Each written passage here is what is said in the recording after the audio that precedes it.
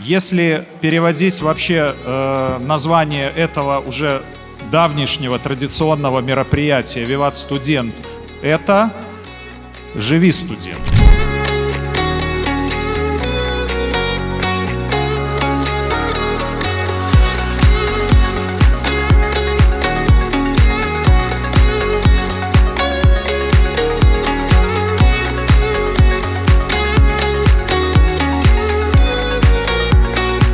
Суперское мероприятие для первокурсников, вообще яркое, запоминающееся на долгое время. Да, вот я хочу сказать, что действительно мероприятие, которое запомнится надолго. Вот мой первый виват, наверное, мне запомнится на всю жизнь. Когда ты первый курс, когда ты сидишь, когда у тебя дрожат ручки, когда у тебя мурашки по телу, это совершенно другое.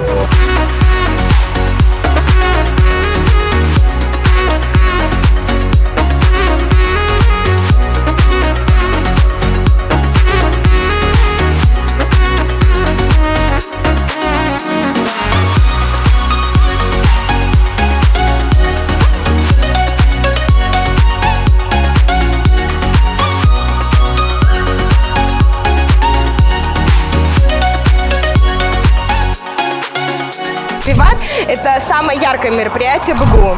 Ярко, эпатажно, эффектно.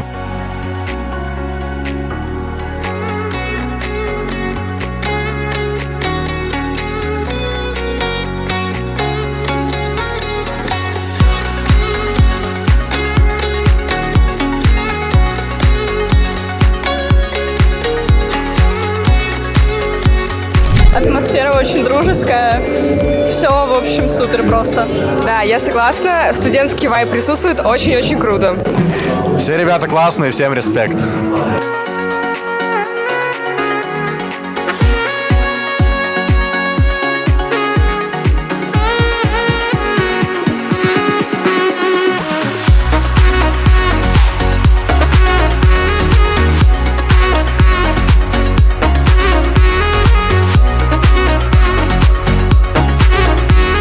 Первокурсникам, наверное, хочется пожелать, чтобы они ярко влетели в эту студенческую жизнь и показали всех себя. Просто действительно разрывали и не боялись ничего, потому что БГУ – это то место, где нужно себя показать. Если ты себя хорошо зарекомендуешь, потом тебе это откликнется.